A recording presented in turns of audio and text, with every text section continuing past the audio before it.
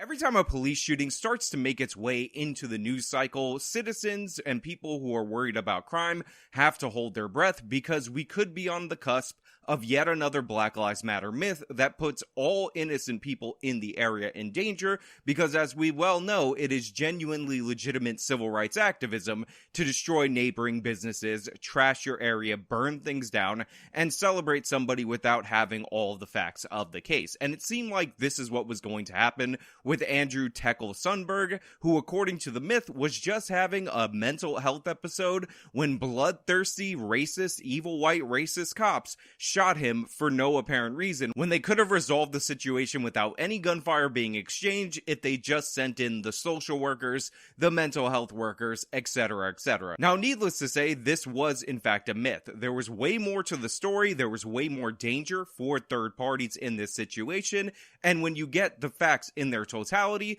like many of these cases, you understand why the police acted in the way that they did. And regardless of Andrew Tekle Sundberg's mental health issues or mental state, when you're putting third-party people in danger, you as police officers cannot let that happen. You can't let that go unchallenged. And this, despite being the reality, was of course going to be suppressed and the myth was going to progress. But then something unusual happened. Then something different happened. Then something that we rarely see in any of these cases happen. And that was the woman who was being victimized by Andrew Tekle Sundberg actually emerged at the protest for this guy and confronted the protesters and the family. We're going to get into this video because it's one of the most amazing things I've ever seen in my life covering the news like this. But we got a sponsor, so we're going to throw it over to the sponsor and then talk about it on the other side. A study involving 1,100 people recently demonstrated that collagen supplements are one of the most effective ways to reduce the signs of aging. This study showed that just taking collagen supplements for 90 days can help with wrinkles, can help with joint and ligament issues, your hair growth or the appearance and thickness of your hair, and all sorts of other things. And one of the great things about this study is that it ties in beautifully to my sponsor, Health with Justice. This collagen powder is absolutely amazing. You take it. You can get 51% off with my link, healthwithjustice.com. Try it for 60 days, and if you don't feel like you have de-aged to the point where you're satisfied, you just send it back. That's right. Take all the powder over the course of 60 days, and if you're not feeling it, if you don't like your baby soft skin, send it to the collagen people and say, no more.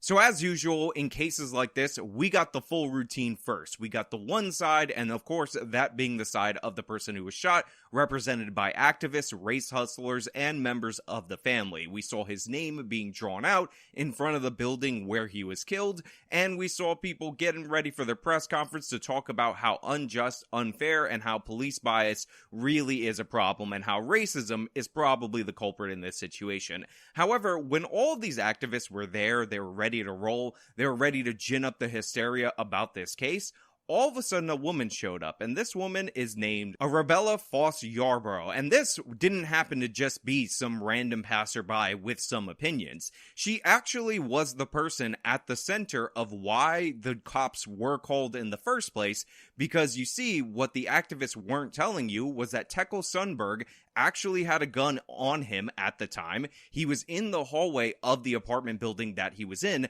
and he was firing into one of the apartments against a tenant that he had previous disagreements and disputes with, and even vandalized her car in the past. And of course, she was this tenant, and she also happened to have her 2 young children inside the apartment. So when she was in there running the sink, it turns out that Tekle Sundberg was firing through her door and appeared to be tracking where she was in the apartment during the course of the encounter. This caused her to fear for her life and thus call the police, and thus put her in more danger until the police arrived, because this resulted in a 6-hour standoff. And when you're a mother and you find yourself in a situation where somebody's trying to kill you in front of your children, where somebody is firing into your apartment, blowing holes in your kitchen and all over your apartment, that produces a lot of fear. And when that fear has to linger for 6 hours and you don't know if at any moment is this guy who you've had issues with in the past, who has a gun, is going to break down your door, maybe kill you in front of your kids or kill your kids, then that can produce anger when you see a bunch of protesters show up and start painting him as this innocent angel throwing out the old photos of him looking so charming and nice. Isn't he a nice kid? Let's break out the yearbook photos, and when that fails, let's trot out the baby photos, because then people will say, wow, could an innocent baby like this ever do anything wrong? Could an innocent baby like this ever hurt anyone? And yet her side and her family are all ignored. But she wasn't having it. So you can actually see from a news video where they're filming the press conference, you have the hustler with the megaphone, and all of a sudden, everything turns awry for these activists when you hear screaming out from the side. And by the way, the pipes on this woman are epic. She shuts down this press conference from the road and disturbs the hustler that is up with the megaphone talking about how every life matters. And all these people fall before her as she contests every one of their stupid points. Respect life, demand justice, and we're demanding the release of the body cam footage. Now, I just want to say, before I get into the deep praise of this woman, because I will be praising this woman because what she's doing is incredibly important, and it is such a symbolic victory to confront all these activists and see them turn tail and run with their tail between their legs, that the families of the person who is killed actually are here. And I can understand, even if he was doing something bad, how their heartbreak could be impacting the way that they see these events. Also, this guy appeared to have a history of mental issues, and I can also understand how you can kind of not want to deal with that and then still be heartbroken later that the person ultimately ended up dying. Look, they are wrong, obviously. The evidence is all against them, the facts aren't on their side, but there's a reason why we don't let members of the family sit on the jury, because we understand that even if you present facts and evidence and you prove your case beyond a reasonable doubt, that those family attachments grow stronger. So I'm not going to attack members of the family during the course of this video, because they are suffering a recent loss, and judging their behavior like they're regular rational actors or generic activists that are just animated by this is an unfair standard that I wouldn't want applied to me or anybody. Anybody who suffered a significant loss, anybody who's loved somebody who is complicated in whether or not they're actually a good person can understand this. So we're going to give the family members a break and focus on the real hero of this situation, which is this woman stepping up to these activists and the nasty, disgusting people that actually decided to talk down on her and try to attack her while she's making her point.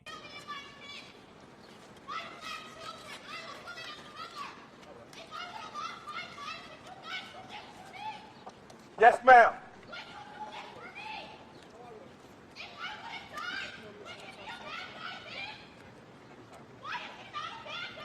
So one of the things that she brings up is the fact that she's also a woman of color. I know that doesn't matter here, but theoretically, hypothetically, that should matter to these activists. She also brings up that she has black children. Again, doesn't matter here, but it is true that in modern society, the attacks on her would be even more vicious if she were a white woman in the exact same circumstances, because people would be accusing her of racism for being shot at by a person in front of her kids and being scared of the person shooting at her in front of her kids, because that's where we are in our society. But I do like the fact that she points out that you wouldn't have done this for me, and if I would have got killed, does it take me actually getting killed in this scenario for you to say, hey, maybe he's a bad guy? And I also love the fact that she brings up that he chose this path, even though he had his mental issues, whatever. Ultimately, he was acting under his own volition. He was firing the shots at her. It was based on a previous grievance with her.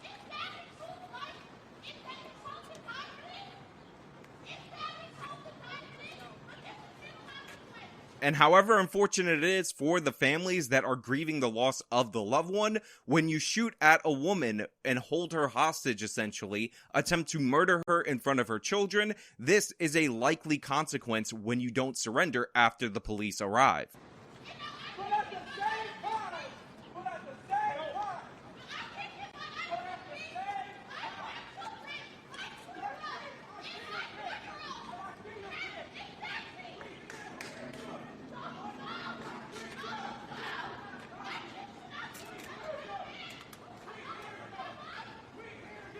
So I know that the man in the blue hat is reportedly the father of Tekle Sundberg. I don't know about the relationship the man in the black shirt with the black hat actually has. However, I did notice at some points he was actually wearing a Floyd 846 shirt. So this guy is clearly on the Black Lives Matter side, whether or not he's deeply connected to the family, a friend, or whatever affiliation, just an activist. It is wildly inappropriate for him to be storming towards this woman in such an aggressive manner to the point where he needs to be held back by the father of the person who was killed in this situation.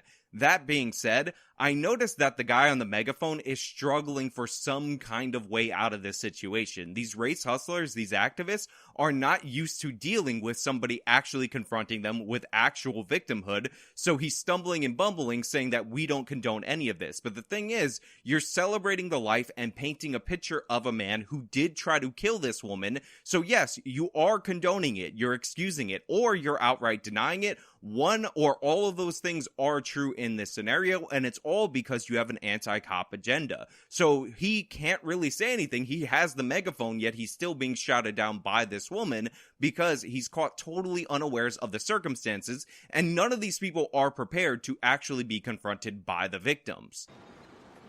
We're here just to respect life, any life, and we're glad that we're not condoning anything.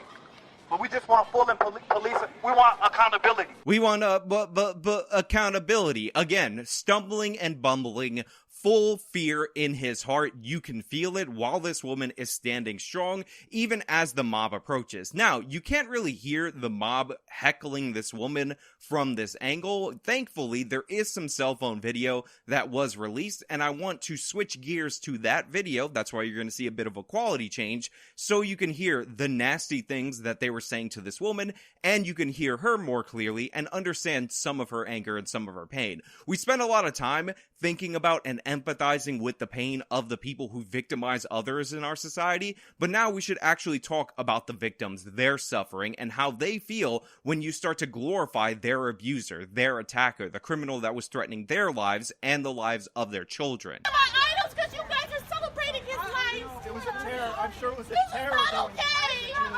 You're alive.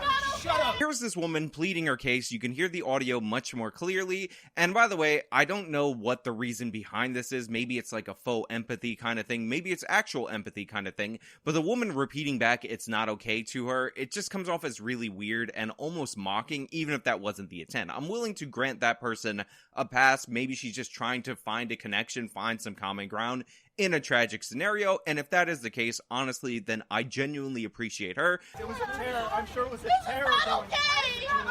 You're alive. Shut up. You're alive. Shut up. And you guys know full well what the actual problem in this video is. You guys know full well who I take issue with, and that is the coward who is off camera heckling this woman saying, you're alive, like it's no big deal that this guy tried to murder her. It's no big deal that he shot up her apartment. Here's some images of that, by the way. While her kids were inside, while she was there, he was tracking her movements and kept on firing in there because she's alive. It's no big deal. Get over it, lady. Why are you freaking out so much? We're gonna go back to celebrating the man who tried to kill you. You guys need to just let it go. Grief in silence. This is not okay. This is not a George Floyd situation. George Floyd was unarmed. He was unarmed. You're alive. This is not okay. My kids have to deal with this and probably have a mental illness now because they almost lost their life. There's bullet holes in my kitchen because he sat in the fucking hallway watching my move. So again, you saw the images. I'll put them up on screen. These are the bullet holes in her kitchen. This is where she was. He was tracking her movements, firing shots into her apartment, and this scumbag, this worthless piece of garbage, who again is off camera, is saying, not in you though, you didn't get hit, no big deal. And I think honestly, Kirk Wilcox had the absolute best take related to this, so I'm going to show his tweet and read it out to you because it really exemplifies how far Black Lives Matter has just fallen into their crazy frenzy of anti-cop, pro-criminal hysteria. Protesters have went from, quote, businesses have insurance, they'll be fine, to it's just your apartment that has bullet holes, at least there's no bullets in you, pretty fast. Honestly, seeing these videos really got me mad. Going and finding the extra local news report and finding some more of her devastating quotes really upset me. But Kirk Wilcox, friend of the channel, has his own channel. I'm gonna recommend you go over and subscribe. This joke killed. It had me cracking up as soon as I saw it. 10 out of 10, A+. Really appreciate you for doing that, buddy. I wish it never happened either. I don't have a place to call home. I can't sleep that night. She's obviously going through a moment.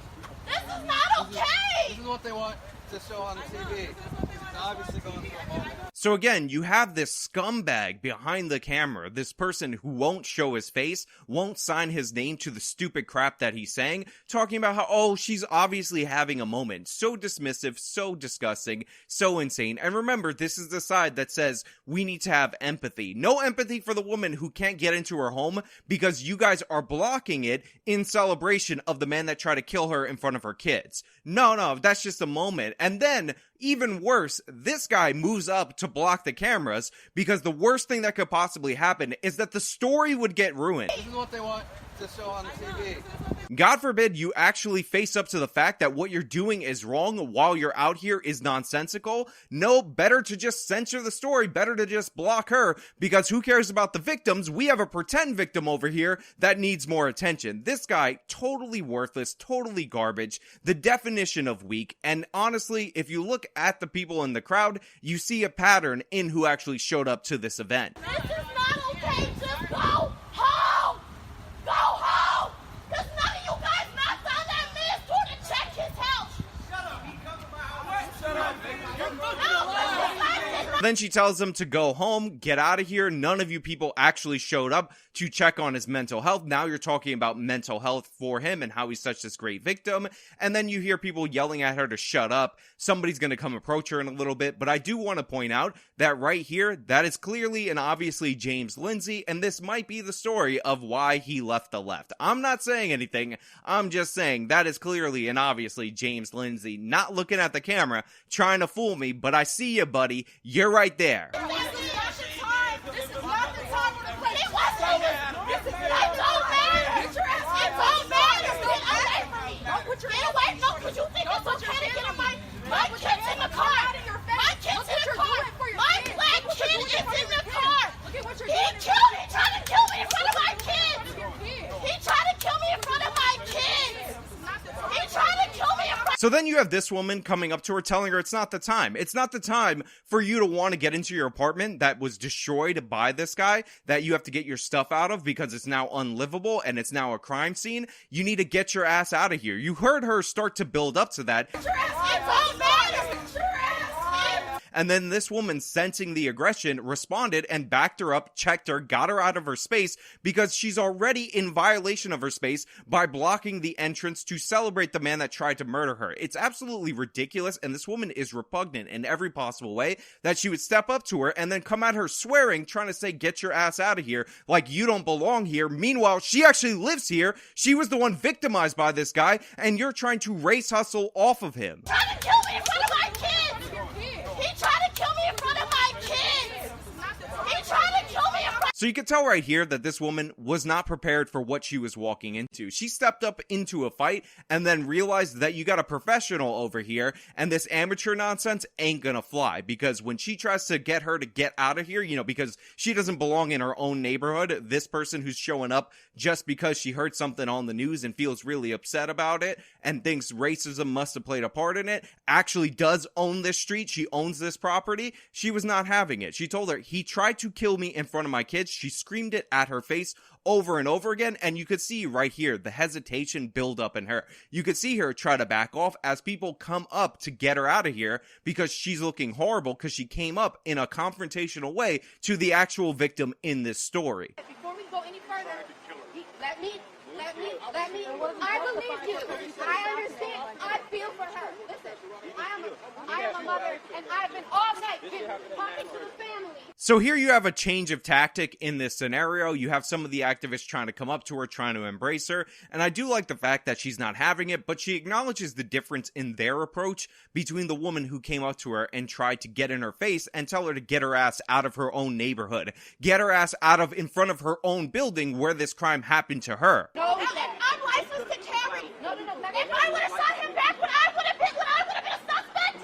Would you guys hear from my side? Would you even care? She's absolutely right in this moment. If she would have shot him back and not the police, this wouldn't have been a national story. There would have been no national media or anything like that. None of these activists would have cared because that would have just been minority violence in an apartment building. The family would have still cared because, the family would have still lost somebody, but it would not have been a big deal. She might have even been arrested in this scenario, and had I heard about it, which would be incredibly unlikely, I might have covered it as a self-defense case, but other than that, we would not have heard anything related to this story had she been the one to pull the trigger in defense of herself. But since the cops did it in defense of her, all of a sudden there's racism allegations afoot. But this video, by the way, is about to get even better. You asked on your social media, you said if you died, would we care? Would we rather? No, you wouldn't. Not like this. No, the fuck you wouldn't have. No, you wouldn't. You wouldn't even know the story. You wouldn't even know the story.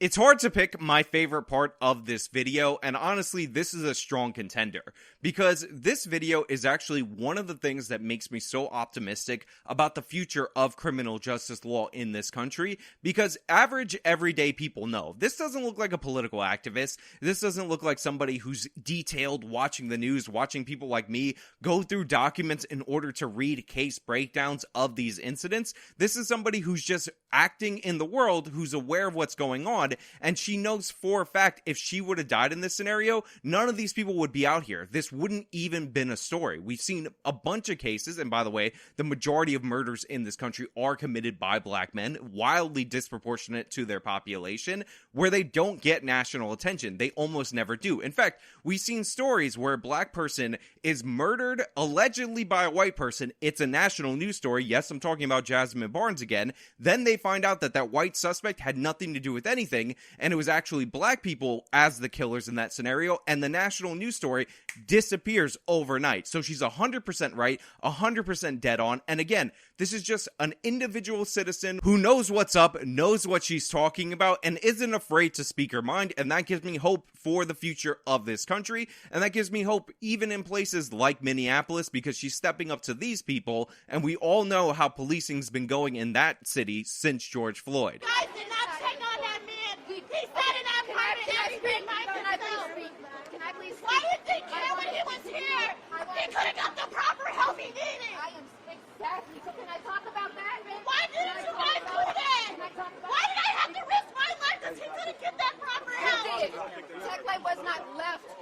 Can I just start over? This is not okay. So again, all these people are just Johnny-come-latelys to this tale. This woman has been dealing with this person as his neighbor for 3 years. She knows that these people weren't checking up on him. She knows that these people who are all out here weren't trying to get him the proper help that he needed. She knows that this guy was a problem in her building well before this scenario. She's had previous disputes. I'll link the full video in the description of this video so you can hear about those previous disputes.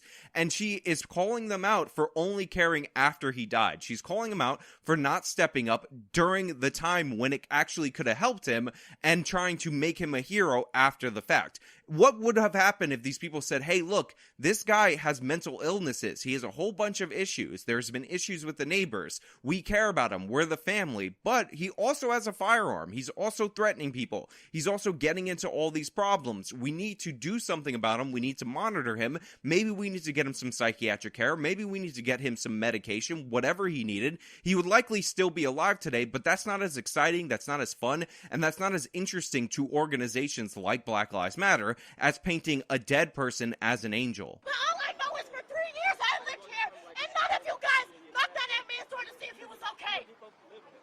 Not at all. He played loud music every day to cope with his mindset. There was casings in the hallway. The shot went through my door to the pillar to the kitchen. I was cooking food for my kids. He shouldn't know. It doesn't matter. He shouldn't have been dead. Y'all should have came and helped him when he was alive. Now I can't get my shit because all you guys want to be here. My kids have to see you guys celebrate a man's all I can say to that is damn. I know you guys come here for my commentary. I know you guys come here for my opinions, my thoughts, whatever. But in reality, if anything is ever a mic drop moment, it is that moment right there. None of these people came to check on them. She can't even get her stuff because now all of a sudden they all want to be here. And now her kids have to see you celebrate the man that tried to kill them. Mic drop, get out of town, hop back in the car, take off. What an epic conclusion. And again, you could see even the cameras knew that this was a wrap because they pull away right after this. They're like, you know what?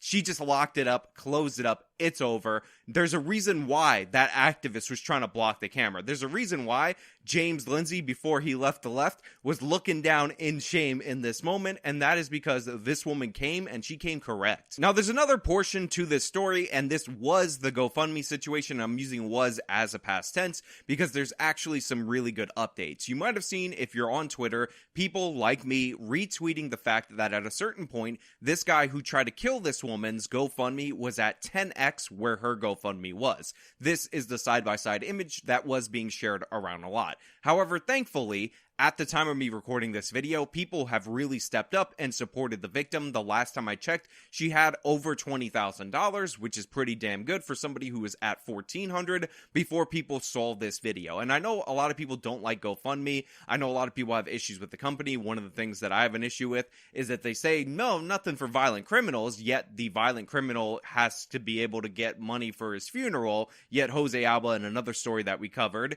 who acted clearly and obviously in self-defense, had his shut down. So I know a lot of people don't want to give money through there, but the thing is, that's where the fundraiser set up. That's where she's asking for money. So if you want to support her, the links will be in the description. And again, already, this is yet another positive element of the story. The response to her pain, to her stepping up to these activists, has resulted and can be seen in the monetary compensation that generous people who actually care about the victims of crimes have contributed. So everybody who did that, whether it was from my Twitter, from not my Twitter, from anybody who was promoting the case or anything like that, good on you. This is a woman that should give us hope for the future. This is a woman who is taking an unpopular stand, especially in today's times, and that's even reflected by the fact that there are hecklers in the moment who are hearing her pain and her story and saying, well, you're not dead, so shut up and get your ass out of here. No way, not on my watch, not on our watch. We advocate for actual justice here. Yes, I just worked the name of the channel